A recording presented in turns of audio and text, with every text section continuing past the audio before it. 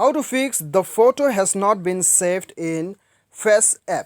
तो दोस्तों आज की इस वीडियो में मैं आपको बताऊंगा कि कैसे आप इस प्रॉब्लम को अपने फेस ऐप एप्लीकेशन पे सॉल्व कर सकते हैं।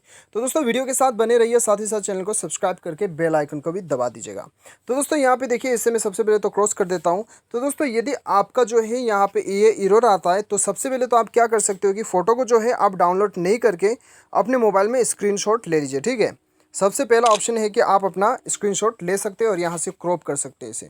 और दूसरा प्रॉब्लम आपको क्या करना है, दूसरा सॉल्यूशन आपका है, यहाँ पे आपको जाना है अपने मोबाइल के सेटिंग्स पे और उसके बाद में दोस्तों यहाँ पे आपको स्क्रॉल डाउन करना है और नीचे आना है। और नीचे आने के बाद में यहाँ पे ऐप मैनेजमेंट में आपको आना है। आपके मोबाइल में शायद इंस्टॉल्ड ऐप्स एप्लीकेशन मैनेजर या फिर ऐप मैनेजमेंट के नाम से शो करेगा।